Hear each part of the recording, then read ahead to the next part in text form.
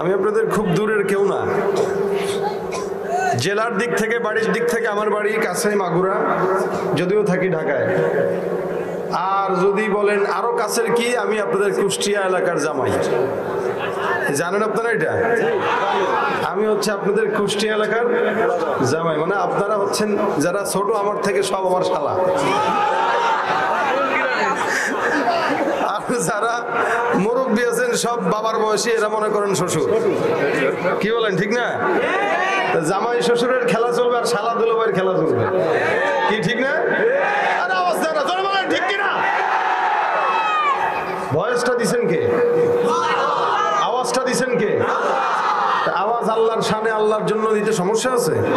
কথা বলেন, সমস্যা আছে?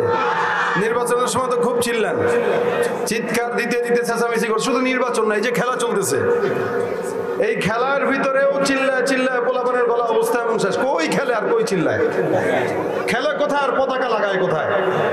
খেলতেছে কোন জায়গায়? পতাকা লাগায় তার এলাকায় 10 কিলোমিটার দূরে পতাকা।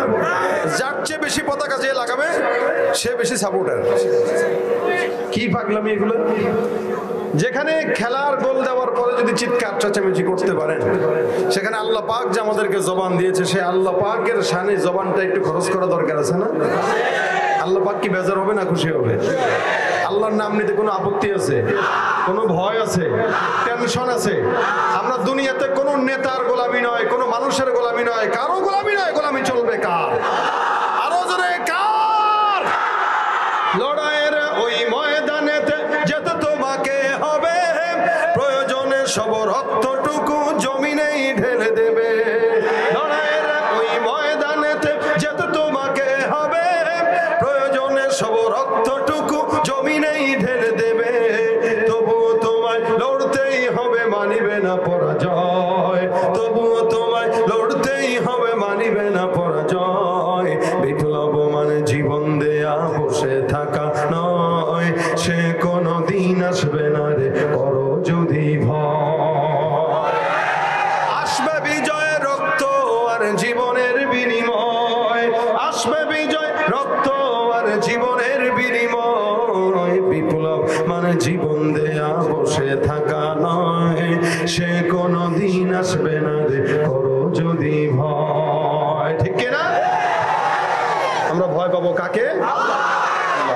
আল্লাহ পাক যেহেতু কণ্ঠ দিয়েছেন, এই কণ্ঠটা প্রপারলি ব্যবহার করাটাই এটা আল্লাহ পাকের নিয়ামতের শুকরিয়া। আমরা মনে করি নিয়ামত পাইলাম আর আলহামদুলিল্লাহ বললাম হয়ে গেল না। নিয়ামতের শুকরিয়ার বিনিময় আলহামদুলিল্লাহ, এটা একটা সবক। কিন্তু মূলত নিয়ামতের শুকরিয়া বলা হয় কাকে? আল্লাহ পাক যেই নিয়ামত দিয়েছেন, ওই নিয়ামতটাকে আল্লাহ রেজামন্দি মোতাবেক পরিচালনা করার নামই হচ্ছে নিয়ামতের শুকরিয়া। তার মানে হাত দিয়েছেন কে? আল্লাহ। এই হাত দিয়ে হারাম জিনিস ধরা মানে নিয়ামতের না শুকরিয়া করা। হাত দিয়ে কোরআন ধরা মানে নিয়ামতের শুকরিয়া। চক্ষু দিয়েছেন আল্লাহ, চক্ষু দিয়া কোরআনের দিকে দেখা, এটা হচ্ছে নিয়ামতের শুকরিয়া করা। চক্ষু দিয়ে নাপাক জিনিসের দিকে দেখা হচ্ছে না শুকরিয়া করা। আল্লাহ পাক বলেন, কেউ যদি নিয়ামতের শুকরিয়া করে, বাড়াবো না কমাবো? জোরে বলেন। বাড়াবো। কেমনে বাড়াবে? বয়স হয়ে যাবে 70, এরপরেও চোখে চশমা লাগবে না। যদি কেউ চোখের শুকরিয়া আদায় করতে যায়, চক্ষুটাকে ভালো পথে ব্যয় করে, হাত যে ভালো পায়ে ব্যয় করবে, পাওকে যে ভালো পায়ে ব্যবহার করবে, দিমাগকে যে ভালো পথে ব্যবহার করবে, 70-80 বছর হয়ে যাবে ইনশাআল্লাহ, এগুলো আল্লাহ পাক অচল করবে না। এটা হচ্ছে নিয়ামতের শুকরিয়া। আল্লাহ পাকের শুকরিয়া দেওয়ার মাধ্যমে, করার মাধ্যমে নিয়ামত বৃদ্ধি করা। আর যদি শুকরিয়ার নিয়ামতের বহিঃপ্রকাশ সুন্দর মতো না হয়, অল্প বয়সেই চশমার পাওয়ার থাকবে 1500, অথবা হাত হয়ে যাবে প্যারালাইসিস, মাজার ব্যথা, বাতের ব্যথা, বিভিন্ন ঝামেলা। কেন? আমাদের গুনাহের কারণে আমাদের অঙ্গ প্রত্যঙ্গ দুর্বল হয়। দেখবেন আমাদের বাপদাদা এর আগে যারা ছিল, এখনো কিছু কিছু মুরব্বী আছে 80 বছর 90 বছর বয়স, এদের দিকে তাকাবেন, দেখবেন এখনো পর্যন্ত কোরআন শরীফ দেখে পড়ে চশমা লাগে না। আমি নিজে দেখেছি এমন একজন লোককে। ইন্ডিয়ায় প্রোগ্রাম করতে গিয়েছিলাম আজ থেকে আরো কত 4-5 বছর আগে, মনে করো 18 বা 19 সালে, 18 সালে সম্ভবত, যখন নির্বাচন হয় তখন। তো আমাকে যেই ঘরে রাখা হয়েছিল, ওই ঘরে একজন মুরব্বী, উনি দেখি সব সময় কোরআন তেলাওয়াত করে, একদম থুকথুরে। তো যেই সাহেবে দাওয়াত যিনি আমাকে বলতেছে যে আমার বাবার বয়স কত জানেন হুজুর? বললাম কত? আমার বাবার বয়স 107। 107 বছর এই উনার? বলে হ্যাঁ। আমি দেখলে তো মনে হয় 90। বলে আরো মজার কাহিনী দেখবেন। আমি কি? উনি রাত 2টা 3টা পর্যন্ত কোরআন তেলাওয়াত করে, 1 ঘন্টা ঘুমায়, আবার উঠে তাহাজ্জুদ পড়ে। তো উনার ঘরে গেলাম, তো উনার কাছে অবশ্যই দোয়া নেওয়া লাগবে, কারণ যেহেতু মুরব্বী মানুষ। আমরা তো বর্তমানে মুরব্বীদেরকে দেখলে দোয়া নেই না। মুরব্বীদেরকে দেখলে দোয়া নিবেন, খেদমত করবেন, সে খারাপ হোক। বয়স্ক যারা, রাসূল বলেন যারা বড়দের সম্মান করে না এরা আমার উম্মত নয়, যারা ছোটদের স্নেহ করে না তারা আমার উম্মত নয়। এই কারণে মুরব্বী আপনার বাপ না হোক, এলাকার বয়োজ্যেষ্ঠ সুনামধন্য লোক, গণ্যমান্য লোক খেদমত করেন, এতে দোয়া পাওয়া যায়। আমি ওনার কাছে দোয়া নিতে গেছি, আমি ওনার পাশে বসে ওনাকে মাথায় হাত বোলাচ্ছি, পায়ে এভাবে ধরে টিপতেছি। তো উনি আমার জিজ্ঞাসা করতেছেন যে আপনার নাম? আমি বললাম অমুক। বাড়ি কোন জায়গায়? বাংলাদেশ। আচ্ছা। এবার আমার সাথে বিভিন্ন গল্প শুরু করছে। ওনার কথার ধাঁচে বোঝার কোনো উপায় নাই যে 107 বছর বয়সের একজন মুরব্বী।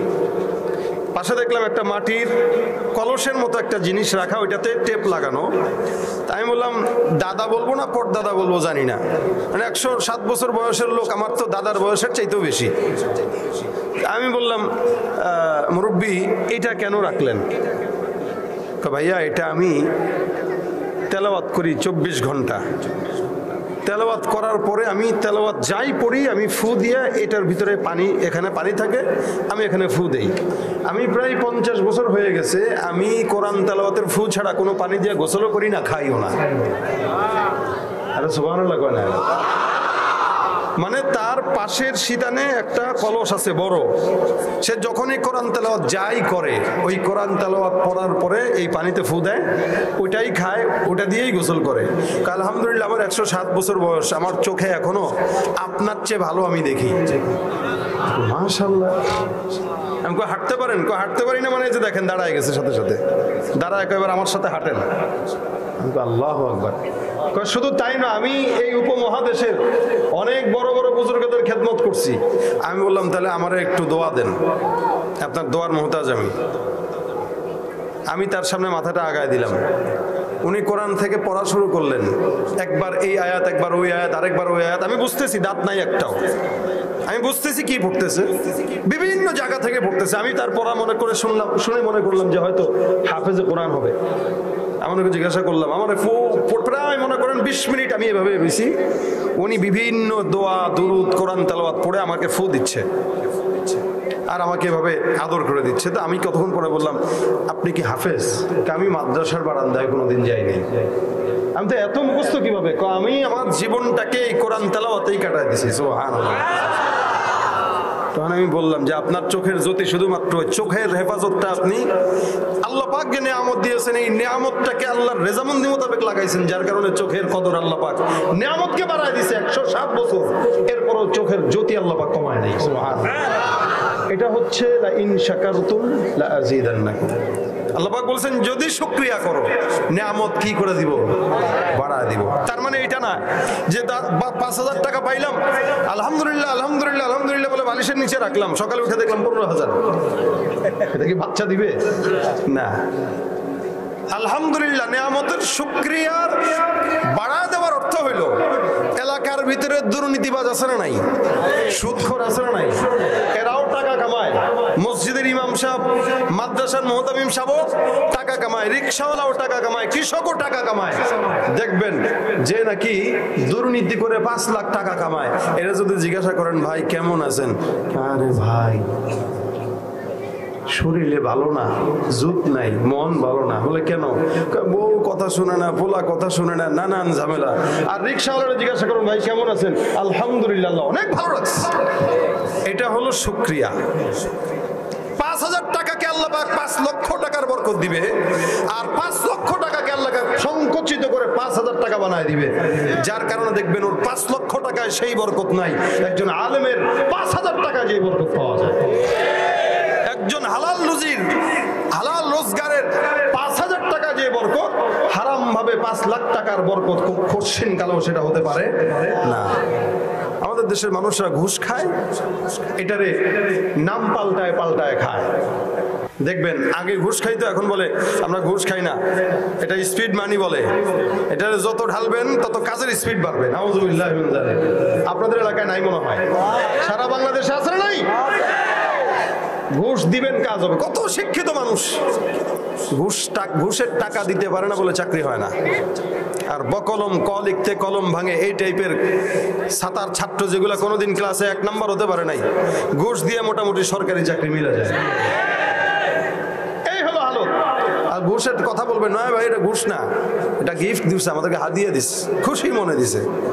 খুশি মনে মানুষ যেটা দেয় ওটা হাদিয়া বলে, কিন্তু আপনারা তো খুশি মনে নেন না। টাকা না দিলে সাইন করেন না যেহেতু, তার মানে বুঝতে হবে এটা ঘুষ। আগে খাইতো সুদ, এখন বলে এটা সুদ না, এটা ইন্টারেস্ট। কি নাম দিছে? ইন্টারেস্ট। খাইতেও ইন্টারেস্ট লাগে। আবার কিছু আরবি নাম দিয়ে দিছে এখন, যার নাম মুনাফা। বলে আমরা ইন্টারেস্ট খাই না, আমরা খাই মুনাফা। এটা আমাদেরকে ব্যাংক মুনাফা দেয়, লভ্যাংশ দেয়। দেখেন আল্লাহ পাক বলেন আমি সুদকে হারাম করেছি, ব্যবসাকে কি করেছি? আর এরা কবে আমি সুদের ব্যবসা করি, মানে সুদটারই ব্যবসা বানাই দিচ্ছি। নাউযুবিল্লাহি মিন যালিক। এলাকার কোনো গ্রামের চাচা দাদা থাকলে যদি কোনোদিন কেউ ধার চান, যে চাচা গো 10,000 টাকা ধার দেন, চাচা বলবে আরে এত মহব্বত করি তোমার, তুমি এখন চাইলা, কালকে চাইলেই তো দিতে পারতাম, একটু আগে একজনের দিয়ে দিলাম। চাচার অবস্থা শুনে ভাতিজাও বুঝছে এই চাচারে কোন জায়গায় তেল দিলে পিক আপ চলবে, জানে এটার এমনি এমনি টাকা চাইলে দিবে না। আস্তে করে কাকা এই যে, বুঝছেন নি আপনারা? তার মানে কি 10,000 1,000। চাচা কয় দেখি তোমার চাচির কাছে আছে নি। আসলে এটা কি মহব্বতে আছে নাকি সুদের মহব্বতের কারণে গেছে? এতক্ষণ দিবে না, এখন কয় দেখি তোমার চাচির কাছে আছে নাকি। চাচি টাচি কিছু না, ঘরের থেকে আইসা কয় চাচা ভাতিজা তোর চাচির কাছে এত টাকা থাকে তো জানতাম না। তাহলে কেমনে বুঝলেন? কারে সিপা সাপা আসলের ভিতরে ভিতরে কত টাকা তোর লাগবি, কত কেমন লাগবি, বেশি না তো 10,000? কেন 1 লাখ নেই, জানে যে 1 লাখে নিলে 10,000 বেশি পাবে। বিল্ডিং করে রাখছে, ওইটার ভিতরে নাম লাগাই দিয়ে রাখছে ইহা একটি অমুক ব্যাংক কর্তৃক দায়বদ্ধ। আছে না নাই? আর এরা কথা বুঝে না, আছে না নাই? অমুক ব্যাংক কর্তৃক দায়বদ্ধ মানেই এটা একটা সুদের বাড়ি। কিসের বাড়ি? সুদের টাকায় বিল্ডিং করছে। নিজেদের সুদের টাকায় গড়বেন আর মুসলমান বলবেন, আল্লাহ বলেন তুই আমি আল্লাহ এবং রাসূলের সঙ্গে যুদ্ধ ঘোষণা করবি। যারা সুদ খাইলো আল্লাহ পাক বলেন এরা আল্লাহ এবং আল্লাহ রাসূলের সঙ্গে কি ঘোষণা করলো? যুদ্ধ ঘোষণা করলো। সুতরাং এই টাইপের মুসলমানদেরকে কোনোদিন মুসলমান বলা চলে না, এরা ভণ্ড মুনাফিক। ঠিক কিনা জোরে কও? তুমি সুদের টাকায় প্রাসাদ গড়ো, ঘুষ ছাড়ো না, দিন দুঃখী না খেয়ে মরে খবর রাখো না। তুমি ঘুষ খেয়ে অবিচার করো সাজিয়া প্রধান, ঘুষ খেয়ে অবিচার করো সাজিয়া প্রধান। তুমি কেমন মুসলমান, তুমি কেমন মুসলমান, তুমি কেমন মুসলমান। নামাজের সাথে নাই পরিচয়, মানো না কোরআন। নামাজের সাথে নাই পরিচয়, মানো না কোরআন। তুমি কেমন মুসলমান? তুমি নবীর উম্মত দাবি করো, সুন্নাহ মানো না। নবীর অপমানে তোমার হৃদয় কাঁদে না। নবীর উম্মত দাবি করো, সুন্নাহ মানো না। নবীর অপমানে তোমার হৃদয় কাঁদে না। তুমি বিজাতীয় সংস্কৃতিতে সপেছ পরাণ, বিজাতীয় সংস্কৃতিতে সপেছ পরাণ। তুমি কেমন মুসলমান, তুমি কেমন মুসলমান, তুমি কেমন মুসলমান। আছে না নাই? মুসলমান হতে হবে আল্লাহ পাকের মন মতো। ঠিক কিনা জোরে কয়? আল্লাহ যেইভাবে বলেছেন ওইভাবে, আল্লাহ যেই পথ দেখাইছেন ওই পথে, যেই কোরআনের মাধ্যমে আল্লাহ গোটা জাতিকে হেদায়েতের রাস্তা দিয়েছেন, ওই রাস্তা ছাড়া শান্তি কোনো রাস্তায় আশা করা কখনোই সম্ভব না। আল্লাহ পাক রাসূলের মাধ্যমে সেই রাস্তা দেখাই দিয়ে গেছেন। এই কারণে আল্লাহ পাক রব্বুল আলামিন আমার তেলাওয়াতকৃত আয়াতের ভিতরে এই সমস্ত কথাগুলো বললেন। দুনিয়াতে কোন মানুষকে আল্লাহ পাক চরিত্রের কোনো সনদ দেন নাই, কাউকে দেন নাই, নবীদের বাদে। কিন্তু মুহাম্মদুর রাসূলুল্লাহ সাল্লাল্লাহু আলাইহি সাল্লামকে আল্লাহ পাক চারিত্রিক সনদ কোরআনে দিয়েছেন।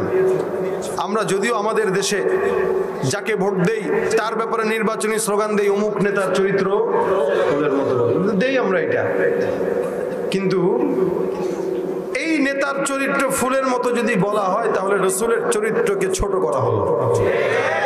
কারণ একমাত্র রাসূল করিম সাল্লাল্লাহু আলাইহি ওয়াসাল্লামের চরিত্র, যার চরিত্র ফুলের মতো নয় বরং ফুলের চেয়েও। আল্লাহ পাক রব্বুল আলামিন সেই রাসূলকে দুনিয়াতে আমাদের উপরে দিয়েছেন। আমরা তার উম্মত হতে পেরে সৌভাগ্য না দুর্ভাগ্যবান? রাসূল বলেন, আমি যেমন দামি উম্মতেরাও দামি। কত দামি? দুনিয়ার সমস্ত উম্মতেরা ততক্ষণ পর্যন্ত জান্নাতে ঢুকবে না যতক্ষণ আমার উম্মতেরা জান্নাতে যাবে না। অর্থাৎ জান্নাতের গেট খুলবে কাদের মাধ্যমে? উম্মতে মুহাম্মাদের মাধ্যমে, আমাদের মাধ্যমে ইনশাআল্লাহ। আল্লাহ পাক রব্বুল আলামিন জাহেলি জামানায় যখন গোটা জামানা জাহালাতে ভরপুর, তখন রাসূলকে পাঠাইলেন যে এই মুহূর্তে পাঠানো দরকার। দেখেন, পাঠাইলেন সবার শেষে, কিন্তু নির্বাচন করেছেন সবার আগে। দুনিয়া সৃষ্টি করারও অসংখ্য আগে আল্লাহ পাক রাসূলকে নির্বাচন করেছেন। এটা আল্লাহ পাকের নিজাম। আজকে এই প্রোগ্রামে 2 দিন ব্যাপী প্রোগ্রামের আমি হচ্ছি শেষ অতিথি, প্রধান অতিথি। নির্বাচন যখন হয় তখন সবার আগে আমাকেই নির্বাচন করা হয়। আপনারা নূর মোহাম্মদ সাহেবের মাধ্যমে আমাকে দিয়ে দাওয়াত দেওয়া হয়েছে। উনি আমাকে বলছেন, মুফতি সাহেব এই ডেটটা রাখতে হবে। আমি বললাম, আর কে থাকবে? কেউ এখনো নির্দিষ্ট হয় নাই, আগে আপনারা বললাম, তারপরে অন্যরা। দেখেন, নির্বাচন করেছেন কিন্তু আমাকেই সবার আগে। উচিত ছিল আমাকে সবার আগেই বসানো, কিন্তু বসাইছেন আমারে রাত 11টায়। তার মানে বুঝতে হবে যে প্রধান অতিথি যিনি থাকে উনি সবার পরেই বসে। আল্লাহ পাক নবীকে সবার আগে নির্বাচন করেছেন কারণ প্রধান অতিথি, কিন্তু পাঠিয়েছেন সবার পরে। কেন? যে বিশেষ অতিথিকে প্রেরণ করে আগে মাঠ তৈয়ার করেছেন। মাঠ শেষ জামানার নবীকে সবার শেষে প্রেরণ করে গোটা দুনিয়ার মানুষকে জানাইলেন এই বক্তা যে ওয়াজ করবে ওই ওয়াজ নিয়েই কিন্তু জান্নাত পর্যন্ত যাওয়া লাগবে। এই জন্য পাঠিয়েছেন সবার পরে, নির্বাচন করেছেন সবার আগে। এখন পাঠানোর পরে কিছু মানুষের তো খারাপ লাগবেই।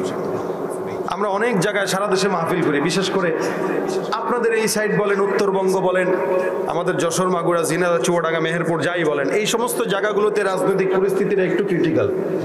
যার কারণে বয়ানে আসার সাথে সাথে অনেকে বলে যে হুজুর একটু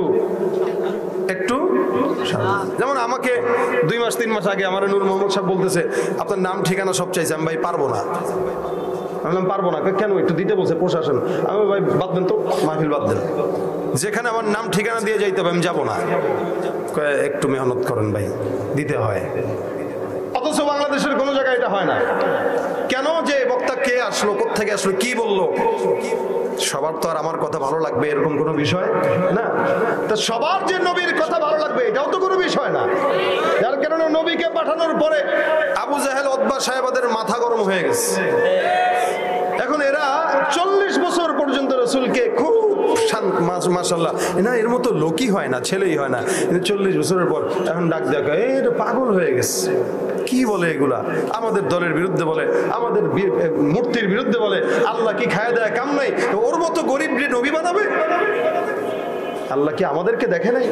আমাদের সম্পদ আছে, শক্তি আছে, সামর্থ্য আছে, সব আছে, আমাদের কি নিয়ে বানানোর কথা? এ মনে করছে টাকা দিয়ে নমিনেশনের মতো মনে হয় নবুয়তিও পাওয়া যায়। টাকা দিয়ে সব পাওয়া যায়, নবুয়তি পাওয়া এটা দেন কে? আল্লাহ পাক অমন সময় নবীকে পাঠাইলেন যেই সময় পাঠানো দরকার। জাহিলি জামানা এমন কোনো গুনাহ নাই। মানুষগুলো কত মূর্খ ছিল দেখেন। বাইতুল্লাহ যখন তোয়াফ করতো, আল্লাহর ঘর যখন তোয়াফ করতো, সম্পূর্ণ উলঙ্গ হয়ে তোয়াফ করতো। নাউজুবিল্লাহ। কষ্ট হচ্ছে আপনাদের? ও ভাই, আমি আলোচনা একদম কম করি, আমার নিয়ে পেরেশানি নাই, কারণ আমার আলোচনার সময়সীমা থাকে 1 ঘন্টা। ইনশাআল্লাহ 1 ঘন্টার ভিতরে আপনাদের যতটুকু দেওয়া দরকার ততটুকু দেবো, তবে কথা বলতে হবে, পারবেন ইনশাআল্লাহ? আচ্ছা, দেখেন জাহেলি জামানায় এরা উলঙ্গ হয়ে তওয়াফ করতো। দেখেন ওদের যুক্তি কি? ওদের যুক্তি হলো যেই পোশাক পরে গুনাহ করি, ওই পোশাক পরে কেমনে আল্লাহর ঘর তওয়াফ করে? সুতরাং পোশাক খোল, লেভেল পজিশন, এরপরে ঘর তওয়াফ।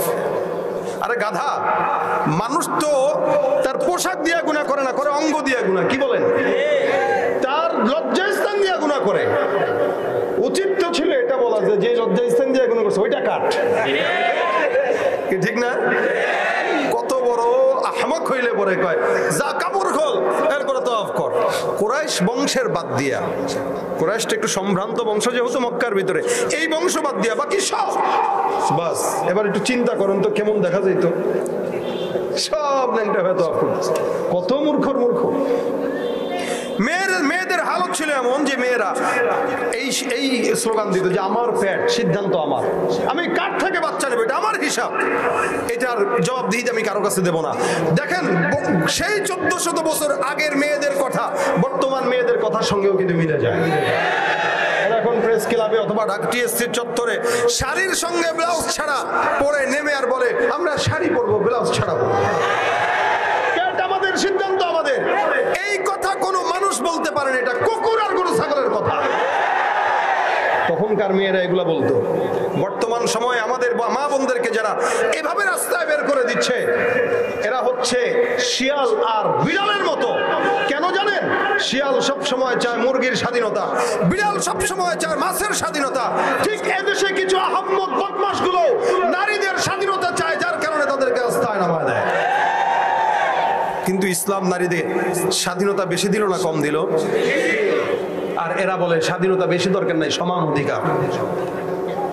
তখনকার নারীদের পেটে যদি কারো গর্ভে সন্তান আসতো, মনে করেন করছে একাধিক মানুষের সঙ্গে আকাম, জেনা, সন্তান পেটে আসছে, এখন এটার বাপকে, তখন তো আর ডিএনএ টেস্ট ছিল না।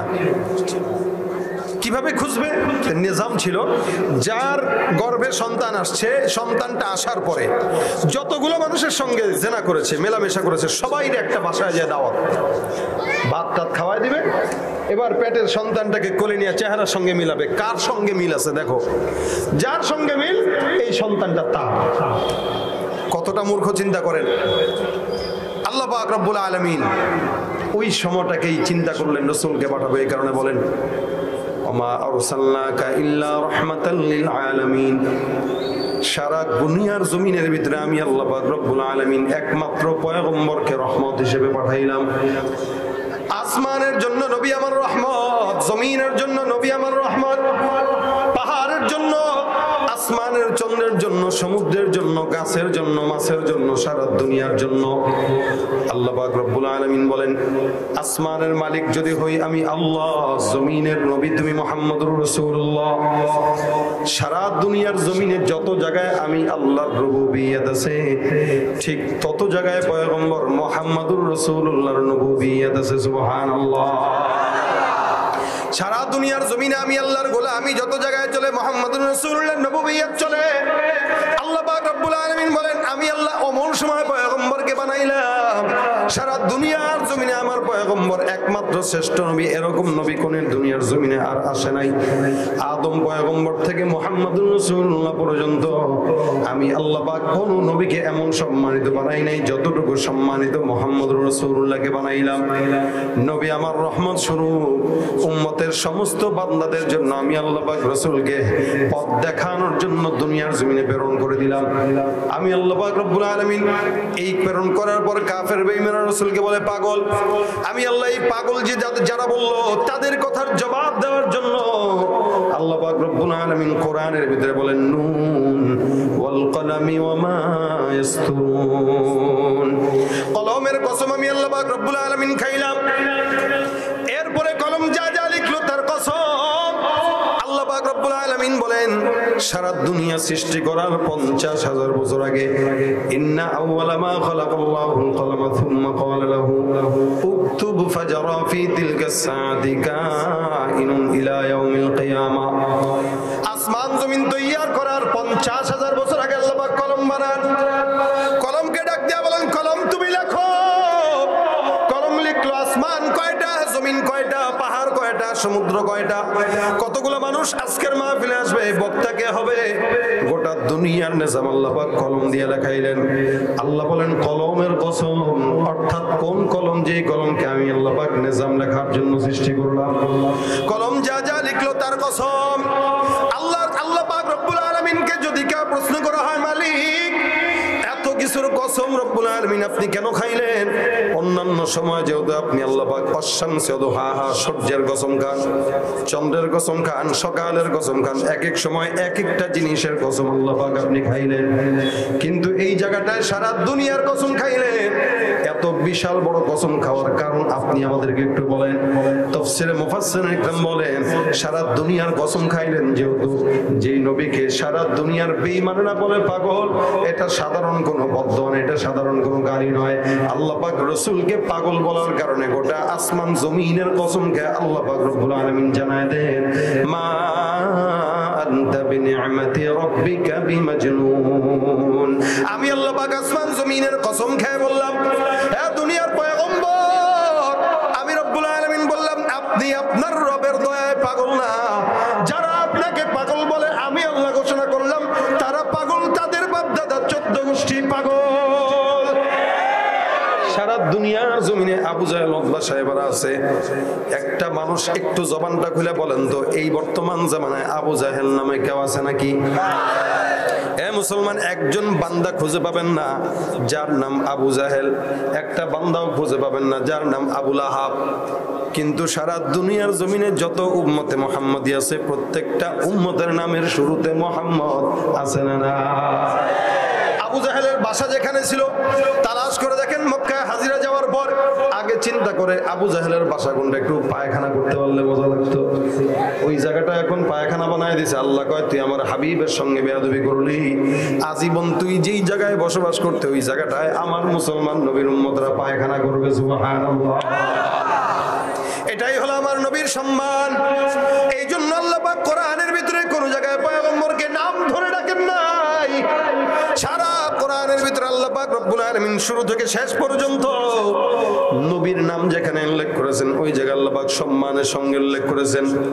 মেয়র সাহেব বসা, দেখবেন মেয়র সাহেব রে কোনো মানুষ নাম ধরে ডাকবে না, কি বলে ডাকে? বলে মেয়র সাহেব, অথবা চেয়ারম্যান সাহেব, মেম্বার সাহেব, এমপি সাহেব। কেন? এটা তার লকব, এটা তার সম্মান। আল্লাহ পাক অন্যান্য নবীদেরকে নাম ধরে ধরে ডাকলেন। মূসা পয়গম্বরকে বলেন ইয়া মূসা লা তাখাফ, মূসা পয়গম্বরকে নাম ধরে ডাকলেন। জাকারিয়া নবীকে ডাক দেয়া বলেন ইয়া জাকারিয়া ইন্না নুবাশশিরুকা বিগুলাম। ইয়াহইয়া পয়গম্বরকে বলেন ইয়া ইয়াহইয়া খুযিল কিতাবা বিকুওয়া। অন্যান্য নবীদেরকে আল্লাহ পাক ইব্রাহিম ওয়া ইসমাঈলা ওয়া যালকিফ, এখানে ইব্রাহিম ইসমাঈলকে নাম ধরে ডাকে। সমস্ত পয়গম্বরদেরকে আল্লাহ পাক রব্বুল আলামিন নাম ধরে ধরে উল্লেখ করেছেন। কিন্তু মুহাম্মদুর রাসূলুল্লাহর বেলা যখন চলে আসছেন, কোরআনের শুরু থেকে শেষ পর্যন্ত একটা জায়গাতে আল্লাহ পাক নাম ধরে ডাকেন নাই। কোন হাফেজে কোরআন দেখাইতে পারবে না আল্লাহ পাক রাসূলকে মুহাম্মদ বলে উল্লেখ করেছেন। যেখানেই মুহাম্মদ উল্লেখ করেছেন ওই জায়গায় নামের পাশাপাশি রাসূলুল্লাহ লাগাই দিয়েছেন। সুবহানাল্লাহ। অন্য নবীদেরকে আল্লাহ পাক মুসা, ঈসা, ইব্রাহিম, ইসমাঈল, ইয়াকুব, ইউসুফ, মুহাম্মদকে ডাক দেয়া বলেন ইয়া আইয়ুহান নবী। সুবহানাল্লাহ। নবী বলে ডাক দেন, হে নবী। অন্য নবীদেরকে আল্লাহ পাক নবী বলে ডাকেন নাই, নাম ধরে ডাকেন, কিন্তু মুহাম্মদকে নবী বলে ডাক দেন। যেখানে মুহাম্মদ বলে উল্লেখ করেছেন ওই জায়গায় মুহাম্মদের পাশাপাশি রাসূলুল্লাহ লাগায় দিলেন। আল্লাহ পাক বলেন ওয়ামা মুহাম্মাদুন ইল্লা রাসূল, এই জায়গায় মুহাম্মদের পাশাপাশি রাসূল লাগায় দিলেন। অন্য আয়াতের ভিতরে বলেন মুহাম্মাদুর রাসূলুল্লাহ ওয়াল্লাযীনা মাআহু আশিদ্দাউ আলাল কুফফার, এখানেও মুহাম্মদের পাশাপাশি রাসূলুল্লাহ লাগায় দেন। আর এই আয়াতে বলেন মা কানা মুহাম্মাদুন আবা আহাদিন মির রিজালিকুম ওয়ালাকির রাসূলুল্লাহ ওয়া খাতামান নবিয়্যিন। আল্লাহ পাক বলেন মুহাম্মদের পরিচয় কি জানো? মুহাম্মদ তোমাদের কোন পুরুষের পিতা নয়। মুহাম্মদের পরিচয় আমি আল্লাহ পাক তুলে ধরলাম। মুহাম্মদের সর্বপ্রথম পরিচয় ওয়ালাকির রাসূলুল্লাহ, তিনি হলেন কার রাসূল। জোরে বলে